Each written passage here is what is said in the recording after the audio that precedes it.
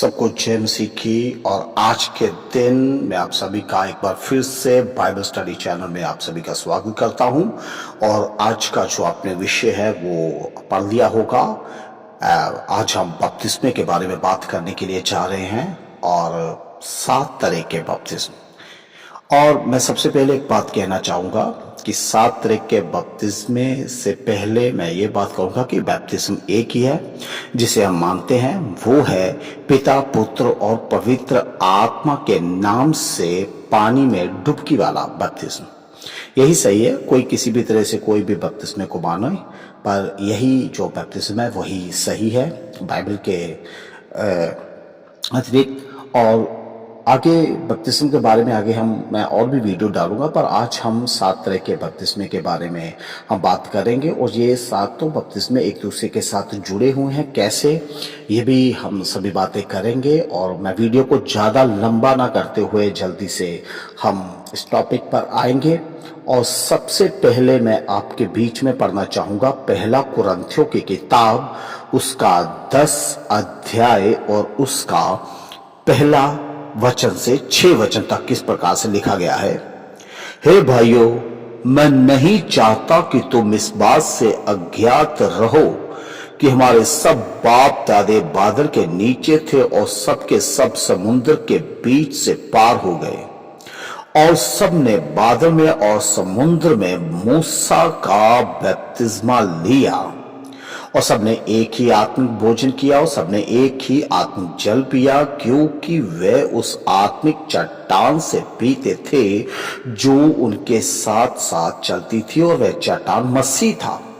परंतु परमेश्वर उनमें के बहुतेरों से प्रसन्न ना हुआ, इसलिए वह जंगल में ढेर हो गए।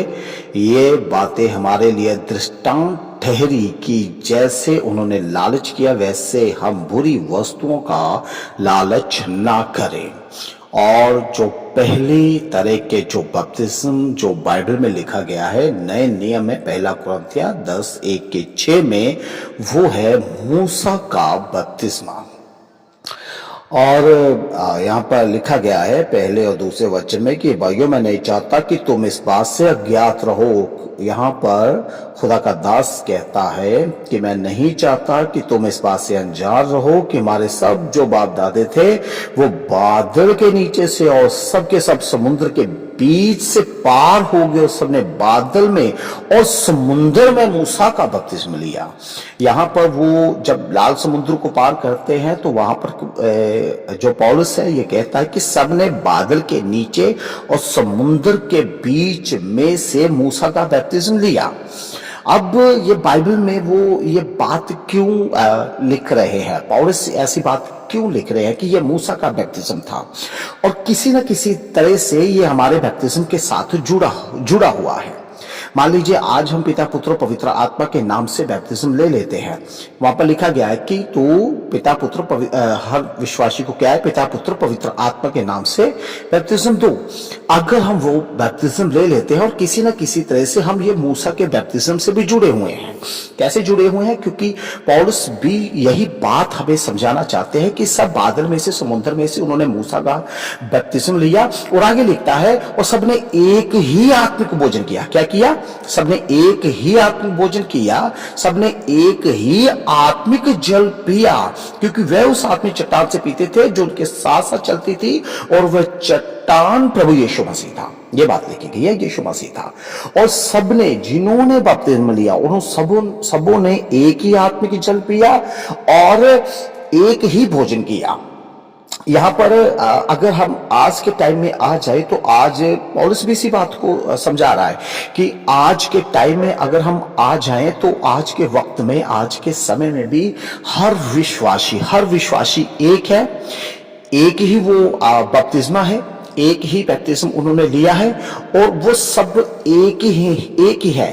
और सबसे पहले वो आत्मिक भोजन भी एक ही है, एक ही आत्मिक भोजन, यानी कि खुदा का कलाम एक ही है। ये नहीं है कि हम कलीसिया अलग अलग होगी और हम कोई कलीसिया कुछ अलग डॉक्ट्रिन के पीछे भाग रही है, कुछ कलीसिया किसी अलग डॉक्ट्रिन के जो अलग तालीम है, बाइबल की तालीम है, उसके पीछे भाग रही है। ऐसा नहीं है। अगर हम एक कलीसिया है, एक प्रभु यीशु मसीह को मानते हैं, एक खुदा को मानते हैं, एक ही बपतिस्म को मानते हैं और हम सबका एक ही खुदा का कलाम है, हम टूटे हुए नहीं है, अलग अलग नहीं है, अलग अलग कलीसिया नहीं है। किसी कलीसिया का नाम किसी पास्टर के नाम पर है, किसी कलीसिया का नाम किसी पास्टर के नाम है, ये उसकी कलीसिया है, ये उस पास्टर की कलीसिया है, ये इस मिनिस्ट्री के साथ जुड़े हुए हैं, ये उस मिनिस्ट्री के साथ जुड़े हुए हैं। बाइबल इसका विरोध करती है। ये खुदा का ये कलाम इसका विरोध करता है। वो कहता है कि वो सभी ने मूसा का बैप्टिज्म एक बादल एक समुद्र में लिया और उन्हें सभी ने एक ही भोजन किया, एक ही भोजन किया जो प्रभु यीशु मसीह था, उसी का भोजन, उसी का कलाम। आज हम अलग अलग नहीं है, आज हम अलग नहीं हो सकते। हम सब एक ही है, एक ही हमने भोजन किया है, एक ही हम यीशु को मानते हैं। हम सब की तालीम अलग नहीं है। हम किसी अलग पास्टर के चर्च में जाते हैं, हम उनकी कलीसिया है, हम उस पास्टर की कलीसिया है, हम इस मिशन के साथ जुड़े हुए हैं। हमारी तालीम इस कलीसिया से अलग है। हमारा चर्च एक पवित्र चर्च है, दूसरों का चर्च पवित्र नहीं है, हमारा चर्च ही पवित्र है। दूसरों का चर्च जीवित नहीं है, हमारा चर्च ही जीवित है। दूसरों के चर्च में आत्मिकता नहीं है, हमारे ही चर्च में आत्मिकता है। दूसरों के चर्च में खुदा के काम कम होते हैं, हमारे चर्च में खुदा के काम ज्यादा होते हैं। दूसरों के चर्च में खुदा नहीं है, हमारे ही चर्च में खुदा है। हमारी ही चर्च की जो शिक्षा है वो बढ़िया है, वो सही है, वो शुद्ध है। अगर ऐसा है तो हम कहीं ना कहीं हमारे अंदर एक घमंड का स्पिरिट आ चुका है और हम कलीसिया से अलग हो चुके हैं। और नीचे के लाइनों में 5 और 6 वचन अगर आप पढ़ेंगे तो लिखा गया है, परंतु परमेश्वर ने उनमें के बहुतेरों से प्रसन्न ना हुआ, क्योंकि वो सब ऐसे थे, इसलिए वे जंगल में ढेर हो गए। ये हमारे लिए दृष्टांत है, ये हमारे लिए है कि अगर हम में से कोई अलग होता है, चाहे वो लालच के द्वारा, चाहे बुरी वस्तुओं के द्वारा, किसी भी तरह से कलीसिया से अलग होता है, हम अपने आप को पैटर समझते हैं, अपने आप को जीवित समझते हैं, अपने आप को प्योर और पवित्र ज्यादा समझते हैं, अपने आप को सामर्थ्य और अभिषिक्त ज्यादा समझते हैं, तो हम दूसरी कलीसिया से अपने आप को अगर अलग समझते हैं, अलग होते हैं, तो खुदावंद कहता है वो उनसे प्रसन्न नहीं है। कहीं ना कहीं वो ढेर हो जाएंगे, उन्हें इसराइलियों की तरह थे। और ये हमारे लिए दृष्टांत परमेश्वर ने पहले से बना दिया है। अगर तुम पवित्र हो, अगर तुम खुदा की कलीसिया, तो एक ही बपतिस्मा है, एक ही कलीसिया है, एक ही चर्च है। दूसरों से अपने आप को अलग मत करो, दूसरी कलीसियाओं का विरोध मत करो, दूसरी कलीसियाओं से नफरत मत करो, दूसरी कलीसियाओं को अपनी कलीसिया, अपने चर्च, अपने पास्टर से आंकना बंद कर दो। ये सब बाइबल और खुदावंद के कलाम के विरोध में है। लिखा गया उन सब ने एक ही आत्मिक भोजन किया, और यह भी आगे लिखा है उन सब ने एक ही आत्मिक जल पिया। आत्मिक जल पाकरू को दर्शाता है, आत्मिक भोजन खुदा के कलाम को बताता है, और आत्मिक जल पवित्र आत्मा को बताता है। एक ही पाकरू है, पर आज के टाइम में देखें ना तो पाकरू भी हमने बांट दिए हैं। ये अभिषिक्त है पाखरू है, ये ज्यादा काम करने वाला पाखरू है। हमारे चर्च में पवित्र आत्मा के काम ज्यादा होते हैं, हमारे चर्च में चिन्ह और चमत्कार ज्यादा होते हैं। आज के टाइम में तो पाखरू ऐसा लोगों ने बता दिया है कि पाखरू शायद अद्भुत और चमत्कार काम करने वाला है। जिसके अंदर चमत्कार अद्भुत काम होते हैं वही पाखरू है। कोई हाथ लगाता है गिर जाता है, वहीं पर पाखरू है। ये एक ना अलग सोच, गलत सोच, एक गलत डॉक्ट्रिन आ चुकी है हमारे अंदर। कोई हाथ लगाएगा, कोई प्रेस करेगा तो वो गिर जाएगा, वहां पर पाखरू है। बड़े अलग अलग तरीके से गिराए जा रहे हैं। किसी को पर्स को अनाइंट किया जाएगा, वो पर्स को हाथ लगाएगा गिर जाएगा, हाँ, और वहां पर पाखरू है। कोई चेयर को हाथ लगाएगा, चेयर पर बैठेगा, गिर जाएगा, वहां चेयर में पाखरू आ गया। अलग अलग पाखरू हमने बना दिए हैं, पर याद रखिए इस पाखरू का नाम क्या है, उसी टाइटल के साथ उसकी क्वालिटी जुड़ी हुई है। टाइटल क्या है? पाखरू। टाइटल क्या है? पवित्र आत्मा, यानी कि पवित्रताई का आत्मा। और मैं ये कहता हूं कि जिसके अंदर पवित्रताई नहीं है उसके अंदर पाखरू भी नहीं है, क्योंकि वो पाक है, वो पवित्र है। खुदा ने उसको नाम ही पाक दिया है, खुदा ने उसको कहा ही पवित्र है। खुदा ने ये नहीं कहा चमत्कारी रूह, ये नाम नहीं दिया, ये टाइटल नहीं दिया चमत्कारी रूह, ये नाम नहीं दिया बीमारियां दूर करने वाला रूह, ये ऐसा कुछ भी नाम नहीं दिया। खुदावन ने, यीशु ने क्या किया? दूसरा सहायक आएगा, पवित्र रूह आएगा, यही बोला था उसने। ये नहीं कहा बीमारियां दूर करने वाला रूह आएगा, चमत्कार करने वाला रूह आएगा, आपको गिराने वाला रूह आएगा, आपको झटके देने वाला रूह आएगा, आपको कंपकपी लगा देने वाला रूह आएगा, ऐसा कुछ नहीं कहा उसने। कहा दूसरा सहायक आएगा, पवित्र रूह आएगा, पाक रूह आएगा, यानी कि आपको पाक बना देगा। पवित्र आत्मा का पहला कार्य ही यही है कि आप पाक हो जाएंगे, खुदा की कलीसिया पाक हो जाएगी, गंदगी निकल जाएगी, नफरत निकल जाएगी, बुराइयां निकल जाएगी। ये है, अगर इससे कोई कलीसिया अपने आप को अलग करती है ना, तो वो फिर कलीसिया का हिस्सा नहीं है, वो अपने आप को अलग नहीं कर रही, वो खुदावंद से, खुदावंद की तमाम कलीसिया से, यूनिवर्स कलीसिया से अपने आप को अलग कर रहा है। तो ये पहली तरह का बैप्टिज्म है, मूसा का बैप्टिज्म। ये हमने सोचना है, समझना है, इस पर विचार करना है कि अगर हम दूसरों से अलग होते हैं, अगर हमारे भी मन में कहीं घमंड है ना कि मेरे पास अनॉइंटिंग ज्यादा है, मेरे पास अभिषेक ज्यादा है, मेरे पास कलाम ज्यादा है, मेरे पास सामर्थ्य ज्यादा है, मेरे पास नॉलेज ज्यादा है, मेरे पास प्रार्थना की सामर्थ्य ज्यादा है, मेरे पास कलीसिया की गैदरिंग ज्यादा है, अगर ऐसे घमंड आपके अंदर जुड़े हुए हैं, आप कहते हैं कि नहीं मेरी कलीसिया पवित्र कलीसिया है, मेरी कलीसिया जीवित कलीसिया है, मेरी कलीसिया सामर्थी कलीसिया है, हमारी मिनिस्ट्री सामर्थी मिनिस्ट्री है, अगर जे आपके अंदर ऐसी बातें आ रही है तो आप कहीं ना कहीं से खुदा से अलग हो चुके हैं। ध्यान कीजिए, वापस कीजिए, अपने पहले काम कीजिए और वापस आइए खुदा के पास। अभी हम दूसरे बपतिस्म पर जाते हैं। तो दूसरी तरह से जो बपतिस्म है वो मरकुस की किताब उसका 1 अध्याय और उसके 4 वचन को हम पढ़ेंगे। उसमें लिखा गया है, यूहन्ना आया जो जंगल में बैप्टिज्म देता और पापों की क्षमा के लिए मन फिराव के बैप्तिज्म का प्रचार करता था। हाँ जी, मन फिराव का बैप्तिज्म, मन फिराना। अगर बैप्तिज्म लेते समय अगर हमने मन नहीं फिराया, मन फिराने का मतलब ही चेंज हो जाना, पूरे तरीके से चेंज हो जाना, अब बदल जाना, बदलाव आ जाना हमारे अंदर। अच्छा, एक बात मैं इसके बीच में जोड़ना चाहता हूं, वैसे वो मेरा पवित्र आत्मा का टॉपिक नहीं है, पवित्र आत्मा से मैं अलग रिलेटेड वीडियो बना दूंगा, वो मेरा टॉपिक नहीं है, पर एक छोटी सी बात मैं जोड़ना चाहता हूं क्योंकि कुछ लोगों के अंदर ये विचार होता है कि पवित्र आत्मा हमें बैप्तिस्म के बाद मिलता है, जब पवित्र आत्मा हमें मन फिराव के बाद मिलता है, जब हम तौबा कर लेते हैं तब पवित्र आत्मा हमें मिलता है। ये बात कुछ लोगों के विचार में है, पर मैं अगर आपको एक बात कहूंगा तो बहुत आप हैरान हो जाएंगे। पवित्र आत्मा आपको तभी मिलता है, तब ही मिल जाता है जब आप पापी थे। समझ गए? जब आप पाप छोड़ते तब पवित्र आत्मा नहीं मिलता, पवित्र आत्मा तब मिलता है जब आप पापी थे। देखिए, खुदा के कलाम में ये लिखा गया है, क्योंकि अगर आप कहेंगे कि मैं यीशु को एक्सेप्ट करने के बाद पवित्र आत्मा मिलता है, तो कहीं ना कहीं गलत है। हम अभी हमने यीशु को एक्सेप्ट किया भी नहीं, तब से पहले से पवित्र आत्मा हमारे अंदर काम करना शुरू कर देता है। क्योंकि देखिए, खुदा के कलाम में लिखा है, पवित्र आत्मा के बिना कोई ये कह नहीं सकता कि प्रभु यीशु मसीह परमेश्वर का पुत्र है। पवित्र आत्मा के बिना कोई नहीं कह सकता। इसलिए अगर आपने यीशु को परमेश्वर का पुत्र कर माना है तो यह पवित्र आत्मा का कार्य है। आप पापी थे, पवित्र आत्मा ने आपको इंक्रीज किया, पवित्र आत्मा आपके अंदर आया तो आपने माना कि मैं पापी।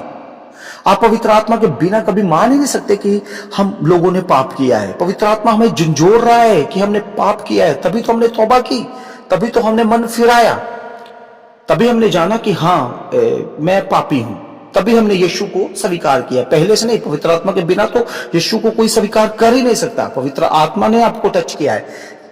यीशु एक बात पर एक बार कहते हैं, यूहन्ना के लास्ट अध्याय में हम देखेंगे तो यीशु उन पर फूंक मारता, कहता लो पवित्र आत्मा लो। अभी यीशु जीवित था। उसके बाद यीशु स्लीप पर चढ़ाए जाते हैं, यीशु की डेथ होती है, कब्र में रखे जाते हैं, कब्र में वो तीसरे रोज जीवित होते हैं, फिर 40 दिन अपने चेलों के साथ रहते हैं, फिर आसमान पर उठाए जाते हैं। पर आसमान पर उठाए जाने से पहले फिर से वो अपने चेलों को कहते हैं, जब तक तुम पवित्र आत्मा वो सामर्थ्य पा रहे, तुम यरूशलेम से बाहर मत निकलना। अभी जब वो जिंदा था, चेलों के पास था, तो यीशु कह रहे थे कि फूंक लगाते हो, कहते लो पवित्र आत्मा लो। यूहन्ना के लास्ट अध्याय में लिखा गया है, और प्रेरितों के काम पहले अध्याय में ये लिखा गया है कि जब वो उठाए जाने वाले तो कहते हैं कि जब तक तुम पाक रूह ना पालो, तुम सामर्थ्य ना पालो, तुम यरूशलेम से बाहर मत निकलना। ये दोनों वचन आपस में मिलते हैं क्या? पहले यीशु कहते हैं कि पवित्र आत्मा ले लो, तुम्हें पवित्र आत्मा मिल गया। अब कहते हैं कि पाकरू नहीं मिला तो तुम जाना मत। पाकरू मिला था या नहीं मिला था? पाकरू उन्हें पहले से मिल गया था, पर अभी उन्होंने पाकरू के अभिषेक में भरना था, और अभिषेक से भरने के लिए वो 10 दिन लगातार प्रेयर करते रहे। फिर पाकरू की नाव ठीक उन पर आई। अभी लोगों का ये, ज्यादातर कलीसिया का ये मानना है कि शायद जो प्रेरितों के काम दूसरा अध्याय पहले वचन से था कि जब पेंटेकोस्ट का दिन है तब पवित्र आत्मा आया था। नहीं, पवित्र आत्मा पहले से था, पहले से उनको मिल गया था। देखिए, वो 10 दिन तक प्रेयर में बैठे रहे। कैसे बैठे रहे? क्या था उसके अंदर? कोई पवित्र आत्मा पाकरू के बिना कोई इतने जोर से प्रार्थना कर सकता है कि 10 दिन मैं प्रार्थना करता रहूं, 10 दिन अभिषेक से भरने के लिए इंतजारी की प्रार्थना करता रहूं कि पाकरू पाकरू। दरअसल पाकरू, पेंटेकोस्ट के दिन पाकरू नहीं आया था, पाकरू का अभिषेक आया था। पाकरू तो पहले था। पाकरू तो उनको झंझोड़ रहा था कि प्रेयर पर बैठे रहो, क्योंकि पाकरू के बिना वो 10 दिन प्रार्थना कर ही नहीं पाते। पाकरू के बिना आप तौबा कर ही नहीं सकते। पाकरू के बिना आप पापों का अंगीकार कर ही नहीं सकते। पाकरू के बिना आप तैयारी कर ही नहीं सकते बैप्टिज्म की। पाकरू जोड़ता है आपको कि आप यीशु को एक्सेप्ट करो, यीशु परमेश्वर का पुत्र है, अपने तौबा करो, मन फिराओ। यही तो पाकरू का काम है। फिर जब हम बैप्टिज्म लेते हैं, आगे बढ़ते हैं, फिर हमें पाकरू का अभिषेक लेना है। जब सेवा करनी है, खुदा के लिए कुछ करना है, फिर अभिषेक लेना है। चेलों के लिए भी यही था। पाकरू ही उन्हें 10 दिन तक उनसे प्रार्थना करवाता रहा, फिर अब वो अभिषेक आया। आगे हम देखेंगे इसके बारे में, आगे हम देखेंगे बपतिस्मे के बारे में। पर यहां पर क्या है? मन फिराव का बपतिस्मा, क्योंकि मन फिराना जरूरी है। अगर हम बपतिस्म के बाद भी पाप करते रहते हैं, बुराइयां करते रहते हैं, तो गलत है सब। मन फिराना है, हमें अपने मन को दीन करना है, मन फिराना है। मन, पहला मूसा का बपतिस्म, दूसरा मन फिराव का बपतिस्म। अभी तीसरे बपतिस्म पर हम आएंगे। तीसरा बपतिस्म तीसरा बपतिस्म क्या है?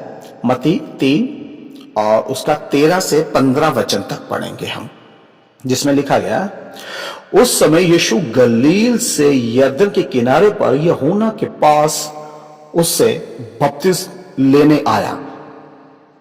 परंतु यूहन्ना ये कहकर उसे रोकने लगा कि मुझे तेरे हाथ से बपतिस्म लेने की आवश्यकता है और तू मेरे पास आया है। देखिए, ये बहुत बड़ी बात है, शायद हमने कभी गौर नहीं किया होगा। ये बैप्टिज्म की ये क्वालिटी आपके अंदर होनी चाहिए, फिर आपका बैप्टिज्म कंप्लीट है। ठीक है? अगर ये वाली क्वालिटी आपके अंदर नहीं है तो कुछ लोग बैप्टिज्म लेते हैं। ठीक है? यहां पर यीशु मैं सबसे पहले कहना चाहूंगा कि यीशु ऊपर था या यूहन्ना ऊपर था? एब्सोल्युटली यीशु ऊपर था, पर फिर भी यीशु ने उनसे बैप्टिज्म लिया। भाई वो कहता है कि लेने की जरूरत नहीं है, मुझे तेरे हाथ से लेना है, पर फिर भी यीशु ने कहा इस विधि को हमने इसी तरह से पूरा करना है। यीशु ने यूहन्ना बैप्टिज्म देने वाले के हाथों से बैप्टिज्म लिया। और देखो, यीशु ने छुपाया नहीं, ये पवित्र वचन में से लिखा गया है, चेलों ने लिखा है, ये मत्ती ने लिखा है, यीशु ने खुद बताया होगा कि मैंने उससे बपतिस्म लिया है। अभी देखिए, आप किसी से भी बपतिस्म लेते हैं, किसी भी व्यक्ति से, किसी भी पर्सन से। अब मैं एक एग्जाम्पल बताता हूँ, इसी की एक एग्जाम्पल बताता हूँ। कोई ऐसा शख्स है, आपने तौबा की है, आपने मन फिराया, आप यीशु को अंगीकार किया, कोई व्यक्ति आया, कोई साइकिल पर कोई आदमी आता है, उसने सफेद पजामा कुर्ता पहना है और बगल में एक बाइबल का बैग पहना है, आपको यीशु के बारे में बताता है, आप कहते हैं हाँ मैं यीशु को एक्सेप्ट करता हूँ। अभी वो आपको बैप्टिज्म देता है। ठीक है? आपको बैप्टिज्म देता है, आपने बैप्टिज्म ले लिया और आपने सेवा शुरू कर दी। अभी आप सेवा शुरू कर रहे हैं, परमेश्वर आपको बढ़ा रहा है, बहुत बढ़ा रहा है, बहुत बढ़ा रहा है, बहुत से अद्भुत काम, बहुत से चिन्ह चमत्कार आपके हाथों से हो रहे हैं, बहुत कुछ हो रहा है आपके हाथों से। अभी आपको बैप्टिज्म देने वाला कौन है? वो व्यक्ति जिसके पास शायद 5 लोग होंगे, जिसके पास शायद 10 लोग होंगे। अभी क्या है, आप उससे भी ज्यादा बढ़ गए।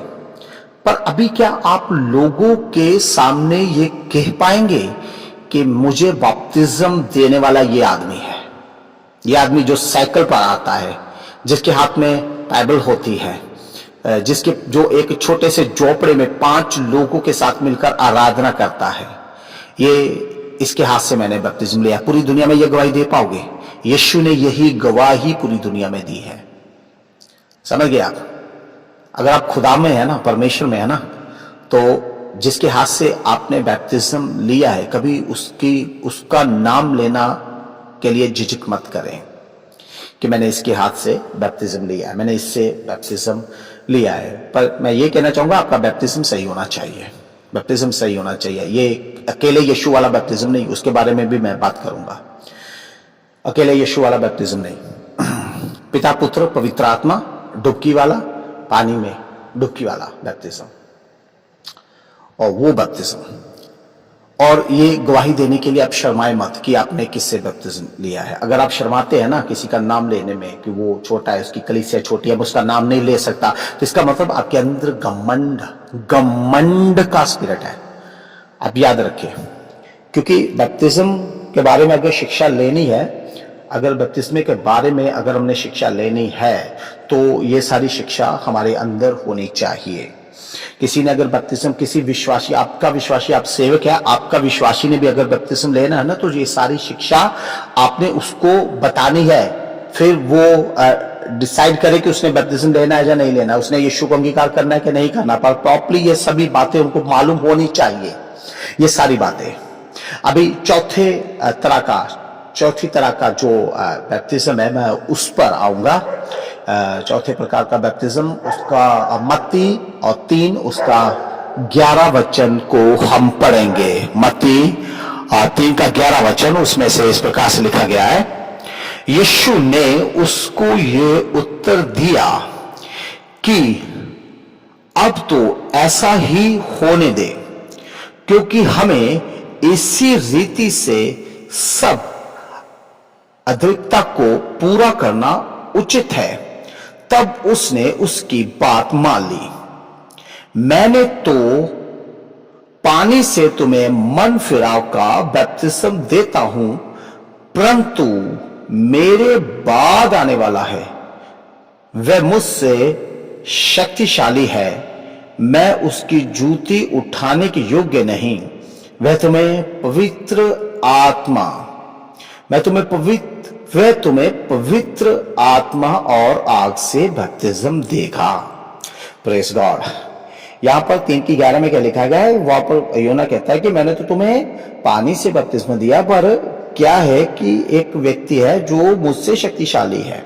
हालांकि और जिसने बपतिस्म दिया ना, वो यीशु को उसने बपतिस्म दिया, वो बोलता है कि मैं उसको जूती उठाने के योग्य भी नहीं हूं, वह तुम्हें पवित्र आत्मा से बपतिस्म देगा। वो चौथे प्रकार का है, पवित्र आत्मा का पाखरू का बैप्टिज्म। ये बहुत कम लोगों में होता है, पाखरू का बैप्टिज्म। पानी से तो ले लेते हैं, पर आगे हम पाखरू तक नहीं पहुंचते। पाखरू का बैप्टिज्म का मतलब पवित्रताई का बैप्टिज्म, पवित्रताई का बपतिस्मा।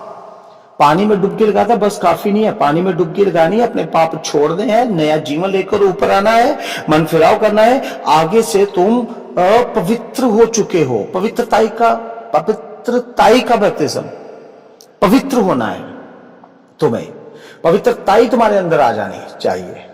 पवित्र आत्मा को हमने गलत समझ लिया है कि शायद पवित्र आत्मा जो अन्य भाषा बोलता है, जो ऊंचा ऊंचा कूदता है, वो पवित्र आत्मा जो अन्य भाषा बोलता है, शायद वो पवित्र आत्मा। हाँ, अन्य भाषा पवित्र आत्मा है, पवित्र आत्मा का एक वरदान है, पर वो पवित्र आत्मा नहीं है। अन्य भाषा पवित्र आत्मा नहीं है, वो पवित्र आत्मा का एक वरदान है। पवित्र आत्मा पवित्र है, जो पवित्र है उसमें पवित्र आत्मा है। पवित्र आत्मा का काम ही पवित्र करना है। अभी पवित्र होना है, हर काम में पवित्र होना है, बातों में पवित्र होना है, कामों में पवित्र होना है, व्यवहार में पवित्र होना है। पवित्रताई पर एक अलग डॉक्टर है, एक अलग विषय है पवित्रताई पर हमें पवित्र होना है, तब ही वो पवित्र आत्मा हमारे साथ है। ये कहकर आपको बताकर ये बताना नहीं है कि पवित्र आत्मा मेरे पास है, आपको साबित करना है कि पवित्र आत्मा मेरे पास है। बोलकर नहीं, कहकर नहीं, साबित करना है कि पवित्र आत्मा हमारे पास है, हम पवित्र हैं, पवित्रताई का आत्मा हमें टच करता है। और पांचवा बैप्टिज्म मैं बात करूंगा, पांचवें बैप्टिज्म के बारे में, वो भी 3:11 हम पढ़ेंगे। फिर से 3:11 में लिखा है, हाँ मैं तो पानी से तुम्हें मन फिराव का बपतिस्मा देता हूं, परंतु जो मेरे बाद आने वाला है वो मुझसे शक्तिशाली है, मैं उसकी जूती उठाने के योग्य नहीं, वह तुम्हें पवित्र आत्मा और आग से बपतिस्मा दे। आग से बपतिस्मा, अभी देखिए, पहला पवित्र आत्मा से बपतिस्म, फिर आग से बपतिस्म। ठीक है, पवित्रता आत्मा वो मैं पहले आपको बता चुका हूं। पवित्र आत्मा यानी कि पवित्रताई, आपके अंदर पवित्रताई का आत्मा। अभी आग से बपतिस्म यानी कि वही पाकरू का अभिषेक, वो सामर्थ जो पेंटिकोस्ट के दिन आया था। ठीक है, वो था आग का बपतिस्म। असल में वो पवित्र आत्मा का बपतिस्म नहीं था, पवित्र आत्मा पहले से था, पवित्रताई का आत्मा पहले से था, पवित्र आत्मा उनको निर्देश करा था। अभी वो आग का बपतिस्म, आग यानी कि वो सामर्थ का वो अभिषेक, अभी वो बैप्टिज्म भी विश्वासी के लिए जरूरी है। वहीं पर रुककर नहीं बैठ जाना कि आपने बैप्टिज्म ले लिया बस चर्च में जाना शुरू कर दे, बस काफी। अभी अगले अभिषेक पर आपको आगे बढ़ना है, अगला अभिषेक आपको पाना है, आग का मसा पाना है। जो पेंटिकोस्ट के दिन आग उतरी थी, आग का बैप्टिज्म उतरा था, अभिषेक उतरा था। हर एक पर अलग अलग अभिषेक होता है। मुझे नहीं मालूम कि किसको खुदा ने कौन सा रूह देना है, कौन सा अभिषेक देना है, कौन सा सामर्थ्य देना है। वो पवित्रताई के बाद वो अगला अभिषेक, आग का अभिषेक, उसके लिए भी आपको तैयारी करनी है। सिर्फ पानी के बैप्टिज्म तक नहीं है शिक्षा कि हाँ पानी के बैप्टिज्म तक आप ठीक है जी यीशु को एक्सेप्ट किया, ठीक है तौबा किए, चलो डुबकी लगा लो, चलो घर को जाओ। नहीं, ये पूरी शिक्षा होनी चाहिए। बैप्टिज्म के बाद पवित्रताई का स्पिरिट आप पर है, पवित्र रहना है। उसके बाद वो अभिषेक, आपका अभिषेक, अभी पाकरू का अभिषेक आपके लिए बाकी है, उसके लिए भी तैयारी करनी है, उस अभिषेक के लिए भी। चलिए इस पर एक एक पर बात करेंगे तो बहुत लंबा ये मैसेज चला जाएगा। अगर एक एक चीज पर बात करेंगे ज्यादा तो आग का बैप्टिज्म, पवित्रताई के बारे में, अभिषेक के बारे में, यीशु के बपतिस्मे के बारे में, मन फिराव के बारे में है, बाकी सब बातों में, और कलीसिया में एकजुट होने के लिए जिसे मूसा का बपतिस्म भी कहते हैं, इसके एक एक बारे में बात करेंगे ना विषय पर, तो बहुत लंबा चला जाएगा। ठीक है, आगे हम 6वें बैप्तिस्म पर जाएंगे। 6 नंबर, 6वां बपतिस्म वो क्या है? वो है मरकुस 10 उसका 35 वचन से आगे हम शायद 39-40 तक हम पढ़ेंगे। उसमें इस प्रकार से लिखा गया है, तब जब्दी के पुत्र याकूब और यूहन्ना ने उसके पास आकर कहा, हे गुरु, हम चाहते हैं कि जो कुछ हम तुझसे मांगे वही तू हमारे लिए करे। उसने उनसे कहा, तुम क्या चाहते हो कि मैं तुम्हारे लिए करूं? उन्होंने उससे कहा कि हमें यह दे कि तेरी महिमा में हमें से एक तेरे दाहिनी और दूसरा तेरे भाई और बैठे। यीशु ने उसे कहा, तुम नहीं जानते कि क्या मांगते हो? जो कटोरा मैं पीने पर हूं क्या पी सकते हो? और जो बपतिस्मा मैं लेने पर हूं क्या ले सकते हो?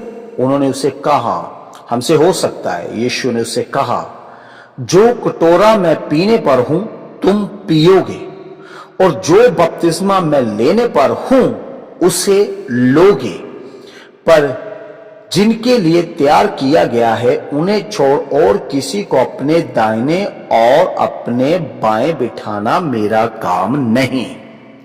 हाँ, तो यहां पर क्या लिखा गया है?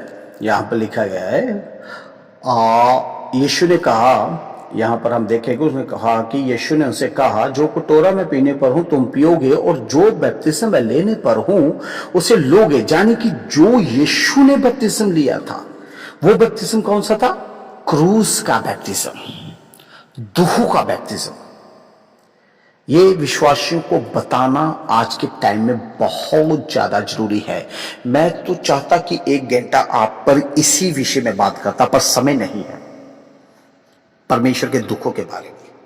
आज कलीसिया क्या कहती है, कलीसिया चर्च क्यों जाती है? कलीसिया चर्च बैप्टिज्म के बाद चर्च को क्यों एक्सेप्ट करती है? चर्च को वो एक्सेप्ट करते हैं अपनी आशीषों के लिए। आज कलीसिया को कोई ऐसा चर्च चाहिए जो उनको ब्लेस कर सके। आज कलीसिया को कोई ऐसा चर्च चाहिए जो उनको अभिषेक दे सके। आज कलीसिया को कोई ऐसा चर्च चाहिए जो उनको बरकतें दे सके। आज कलीसिया को कोई ऐसा चर्च चाहिए जो सिर्फ उसको चंगाई दे सके। मैं ये नहीं कहता कि वो चर्च गलत है, खुदा के काम वहां पर हो रहे हैं, खुदा उनके साथ रहे, और मैं चाहता हूं खुदा उनको और बढ़ाए, अद्भुत रीति से काम करे और पूरे हिंदुस्तान में खुदा की कलीसिया बढ़ती जाए। धन्यवाद हो परमेश्वर के ऐसे कामों के लिए। पर मैं कह रहा हूं कि कलीसिया के मन में ऐसी बातें हैं, क्योंकि वचन में लिखा गया है कि वो समय आएगा जब जो लोग हैं अपने कानों की जरूरत के कारण ढेर सारे गुरु लेंगे और अपने मन के विषय के अनुसार गुरु धारेंगे। अपने मन के विषय, यानी कि जैसा विषय है, जब उनको चंगाई चाहिए वो चंगाई ढूंढेंगे।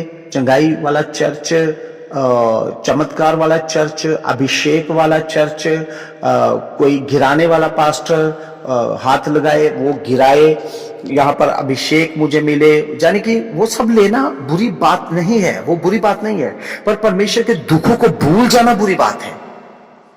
यहां पर यीशु ने क्या लिखा है, साफ साफ करके यीशु मसीह ने लिखा गया है, क्योंकि अगर आप बैप्टिज्म लेते हैं तो ये शिक्षा जो आपसे बैप्टिज्म ले रहा है उसको ये शिक्षा देनी जरूरी है।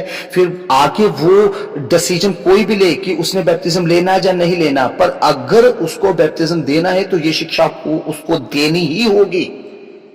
आपको गिनती नहीं पूरी करनी कि मैं गिनती पढ़ाऊं कितने बैप्टिज्म मैंने दे दिया, पर उसको ये शिक्षा देनी ही होगी। फिर भाई आगे अगर तुम डुबकी वाला बैप्टिज्म ले रहे हो ना, तो यीशु का ये क्रूस का दुखों का बैप्टिज्म के लिए भी तुम्हें तैयार होना है। क्योंकि यीशु ने क्या कहा, 39 वचन में क्या कहा, उन्होंने उससे कहा हमसे हो सकता है, यीशु ने उनसे कहा जो कटोरा मैं पीने पर हूं तुम पियोगे, और जो बपतिस्म मैं लेने पर हूं उससे लोगे तुम, वो बपतिस्म तुम उसको लोगे। ये चीज यीशु ने कहा है कि मैं तुम्हारे आगे दो रास्ते रख देता हूं, एक सकरा, एक छोटा रास्ता और एक बड़ा रास्ता। बड़े रास्ते पर चलने वाले बहुत होंगे, पर छोटे रास्ते पर चलने वाले जो तंग रास्ता है, जो दुखों में परेशानियों में होकर जाना पड़ता है, जो प्रॉब्लम में होकर जाना पड़ता है, जो गरीबी में होकर जाना पड़ता है, जो मांदगी में होकर जाना पड़ता है, जो कमजोरियों में होकर जाना पड़ता है, अगर उसमें होकर जाएंगे तो आगे क्या मिलेगा तुम्हें? आगे स्वर्ग मिलेगा। मैं बहुत लोगों से सुन चुका हूं कि बीमारियां परमेश्वर का श्राप है। ठीक है, हमें बीमार नहीं रहना, पर यह बात गलत है कि बीमारियां परमेश्वर का श्राप है। एक अंधा व्यक्ति मिला था तो यीशु ने कहा कि प्रभु ये किस लिए, इसने पाप किया, इस पर श्राप है या इसके माता पिता पर श्राप है? किसने पाप किया? कहता किसी ने नहीं किया, ये इसीलिए हुआ कि इसके द्वारा परमेश्वर के नाम की बड़ाई हो, महिमा हो। अय्यूब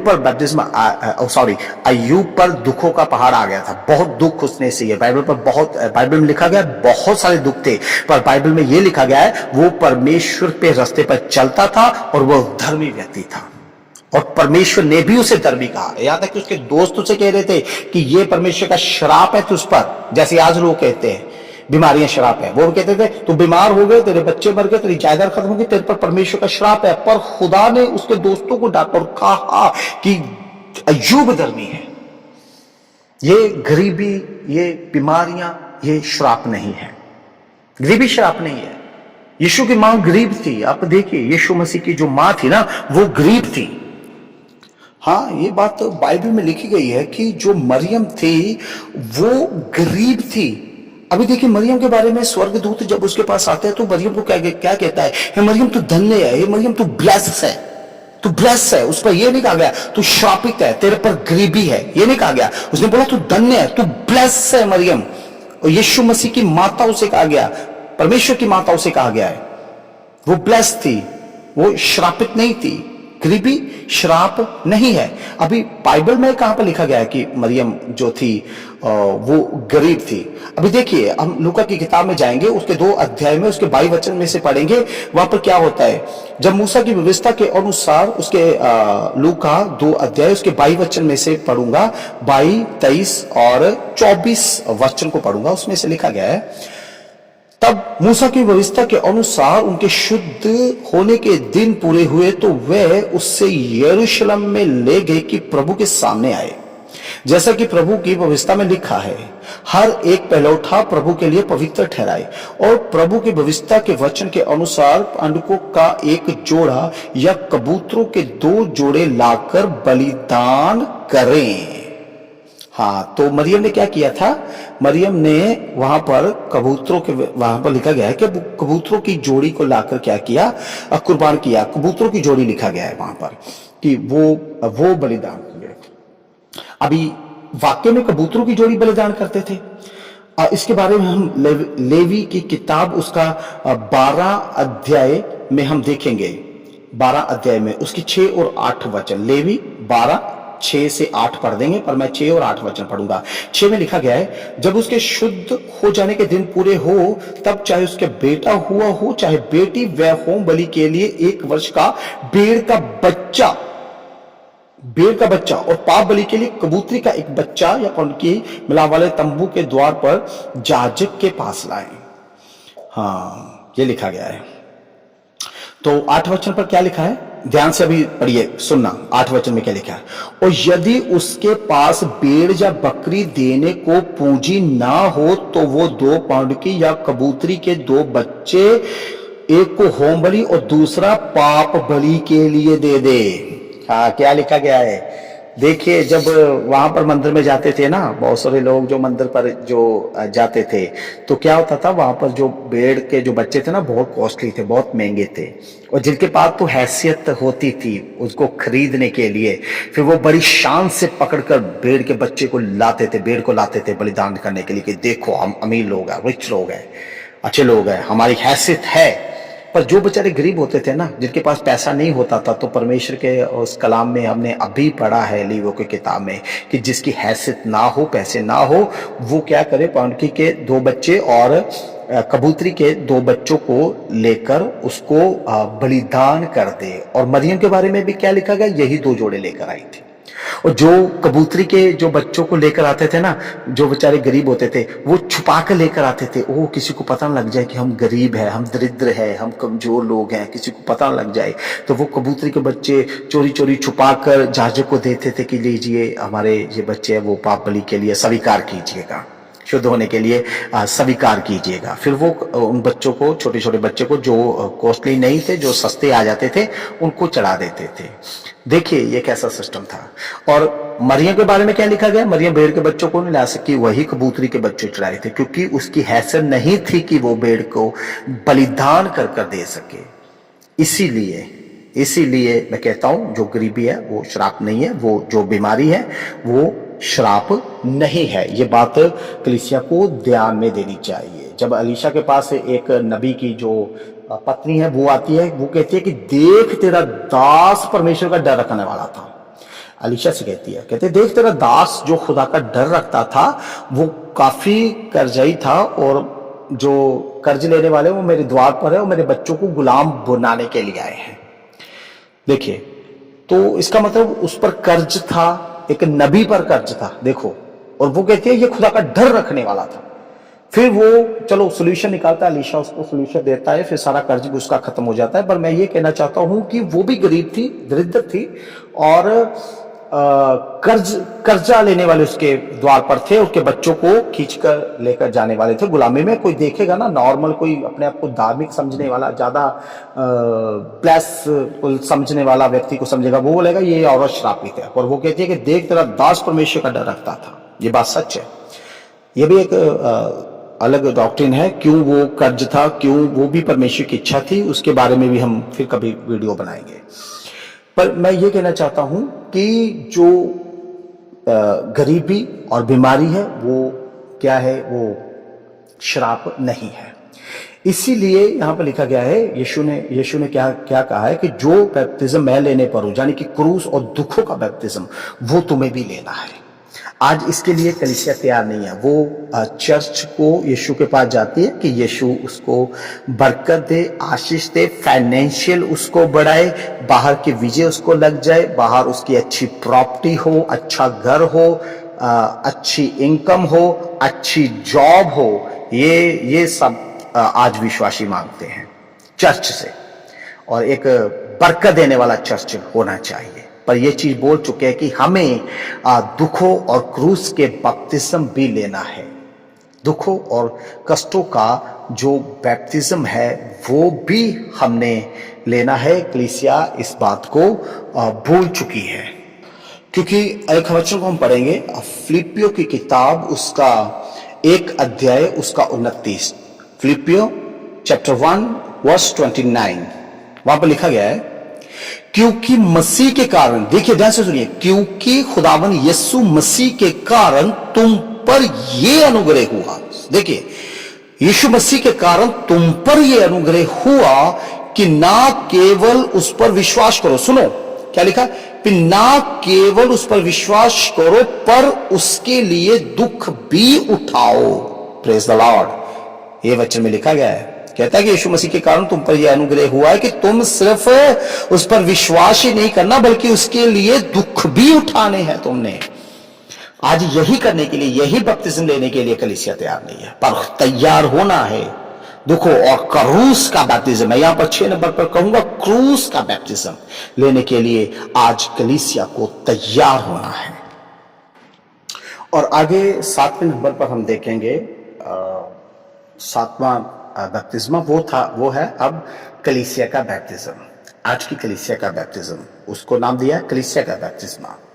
और मत्ती 28 उसका 19 वचन आप सब जानते हैं, फिर भी मैं पढ़ना चाहूंगा।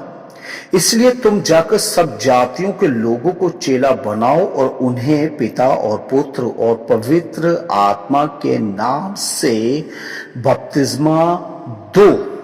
हाँ, क्या कहा कि इसे तुम जाकर सब जातियों के लोगों को चेला बनाओ और उन्हें पिता, पुत्र और पवित्र आत्मा के नाम से बपतिस्मा दो। अभी यह बपतिस्मा क्या है जो आज हम लेते हैं, मैं पहले भी कह चुका हूं, पिता, पुत्र, पवित्र आत्मा के नाम से पानी में डुबकी वाला बैप्तिज्म, यानी कि जो यीशु ने लिया था उसने भी पानी में बैप्तिज्म लिया था। और वहां पर लिखा गया जब वो पानी से बाहर आया, यानी कि पानी के अंदर गया, पानी से बाहर आया, डुबकी लगाई उसने, वो बैप्तिज्म। पर कुछ लोग क्या कहते हैं आज के टाइम में, सिर्फ यीशु के नाम से बैप्तिज्म। बहुत सारी एग्जाम्पल देते हैं बाइबल में से, बहुत सारी एग्जाम्पल, पर एक वचन मैं आपको सामने रखना चाहूंगा। प्रेरितों के काम उसका 8 अध्याय उसके 14 वचन से लेकर मैं आगे देखूंगा उसके 17 वचन तक, हाँ पढ़ूंगा। आगे क्या लिखा गया है, लिखा है, जब प्रेरितों ने जो यरूशलेम में थे सुना कि सामरियों ने परमेश्वर का वचन मान लिया है, तो पतरस और यूहन्ना को उसके पास भेजा।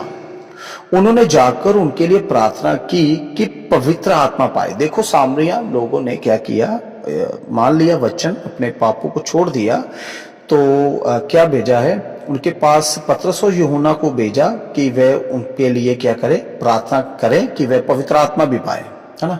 आगे 16 वचन, क्योंकि वह अब तक उनमें से किसी पर ना उतरा था। देखिए, सामरियों ने विश्वास तो किया था पर अभी तक उनके पास पवित्र आत्मा का अभिषेक नहीं था उनके पास, वो जरूरी था। अगर सही तरह से खुदा में चलना है तो पवित्र आत्मा का अभिषेक अभी जरूरी है, पाखरू जरूरी है। तो वो अभी उन पर नहीं उतरा था, क्योंकि उनमें से किसी पर ना उतरा था। आगे लिखा है 16 वचन फिर पढ़ूंगा, क्योंकि वह अब तक उनमें से किसी पर ना उतरा था, उन्होंने तो केवल प्रभु यीशु के नाम में बपतिस्म लिया था। क्या लिखा गया है, क्योंकि पवित्र आत्मा उन पर नहीं उतरा था, उन्होंने तो केवल मतलब सिर्फ केवल प्रभु यीशु के नाम से बपतिस्मा लिया था। यानी कि उनका बैप्तिज्म सही रीति से नहीं हुआ, पिता, पुत्र, पवित्र आत्मा के नाम से बैप्तिज्म नहीं मिला, उन्होंने सिर्फ यीशु के नाम से बपतिस्म लिया था।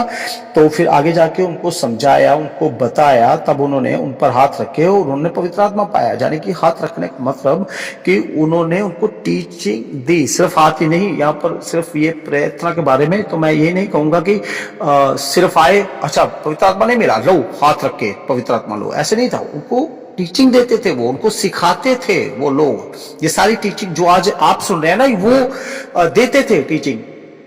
आज शायद नहीं, आज तो अलग अलग टीचिंग होगी, अलग अलग कलीसिया होगी, सब कुछ अलग टीचिंग, अलग पवित्र आत्मा अलग अलग हो गया, उनका खाना फूड, पवित्र भोजन जिसे हम कलाम बोलते हैं वो अलग अलग हो गया, अलग अलग चर्च हो गए, बांटे गए सब, पर वो पहले एक ही था सब।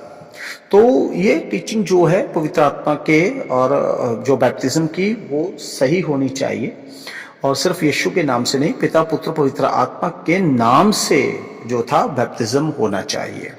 तो ये 7 तरह के मैंने बैप्टिज्म आपको बताए हैं। पहला जो था वो मूसा का बैप्टिज्म था। मूसा का बैप्टिज्म मतलब कि कलीसिया एकजुट होनी चाहिए, एक ही आत्मिक भोजन, एक ही आत्मिक जल, एक पवित्र आत्मा भी एक ही है, खुदा का एक ही कलाम है, एक ही चर्च है, एक ही देह है, एक ही बॉडी है, एक ही यीशु है, एक ही पाकरू है, ये हमें मानना है। कोई दूसरा चर्च, कोई दूसरा भविष्यवक्ता, कोई दूसरा यीशु नहीं है। दूसरा यीशु, दूसरा भविष्यवक्ता वो दुष्ट आत्मा भेजेगा, वो लूसीफर भेजेगा, बाइबल में वो भी लिखा गया है। दूसरा यीशु, दूसरा कलाम और दूसरा भविष्यवक्ता, ये सब लिखा गया है। दूसरा दूसरा करके, दूसरा वचन भी लिखा गया है, दूसरा दूसरा भविष्यवक्ता भी लिखा गया है, दूसरा यीशु भी लिखा गया है, पर वो लूसीफर भेजेगा, वो कोई नहीं, हमारे लिए एक ही है और हमें मानना है, कोई दूसरा चर्च नहीं है।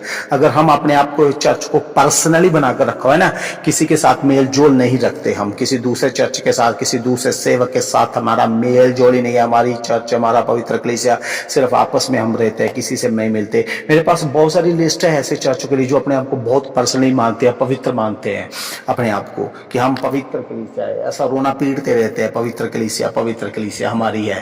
तो पर्सनली रखा हुआ है, किसी कलीसिया से मिलना नहीं, किसी सेवक से मिलना नहीं, किसी दूसरी कलीसिया से मिलना नहीं, अपने आप को पर्सनली कर रहना, ये खुदा का हुक्म नहीं है। ये मूसा का ये बैप्टिज्म जरूरी है, उन लोगों के लिए जरूरी है, ठीक है। दूसरा हमने देखा मन फिराव का बैप्टिज्म कि मन को फिराना है। तीसरा यीशु का बैप्टिज्म कि चाहे हम किसी से भी बैप्टिज्म ले रहे हैं, वो गवाही कि हमने किससे बैप्टिज्म लिया है। कुछ लोगों के अंदर ये क्वालिटी नहीं है, क्योंकि शायद वो जो जिन्होंने उनको बैप्टिज्म दिया वो शायद छोटे लोग हैं, छोटे पास्टर हैं, छोटी कलीसिया है, तो वो कहीं ना कहीं उनको बताने में शर्म आती है कि मैंने इससे बैप्टिज्म लिया है। तो उसके अंदर ये यीशु का वाला गुण नहीं है, यीशु के बैप्टिज्म का ये स्वभाव नहीं है यीशु वाला। उसके बाद चौथे नंबर पर देखते हैं पवित्र आत्मा का बैप्टिज्म। पवित्र आत्मा यानी कि पाकीज़गी, पवित्र यानी कि पाकीज़गी होनी चाहिए। पांचवा का बैप्टिज्म, आगे अभिषेक की तरफ बढ़ना है, पाकरू के अभिषेक की तरफ बढ़ना है। छठवां क्रूस का बैप्टिज्म यानी कि यीशु के दुखों को भी स्वीकार करना है, सिर्फ ऐसे नहीं पीटते रहना, ब्लेसिंग पीटते रहना, सुपर ब्लेसिंग, यही हमें सब चाहिए। तो ये नहीं है, यीशु के लिए दुखों के लिए भी अपने मन को तैयार करना है। और सातवां हमने देखा पिता पुत्र पवित्र आत्मा के नाम से बैप्टिज्म। तो खुदावंद आपको बहुत सारी बरकत दे। ये टीचिंग आपने ली है, आप दूसरों तक पहुंचाए, चाहे इस वीडियो के माध्यम से, चाहे इसे शेयर करें दूसरे तक, चाहे ये मैसेज आप खुद लिखें और दूसरी कलीसिया को, दूसरे सेवकों को, दूसरे लोगों को जाकर बताएं। अगर आप खुदा के दास हैं तो ये टीचिंग आने वाले संडे में या फिर आपके कोई भी बैप्टिज्म होता है तो उनको विश्वासियों को दे। खुदा आपको बरकत दे और खुदावंद आपके साथ हमेशा के लिए रहे। सबको जय मसीह की।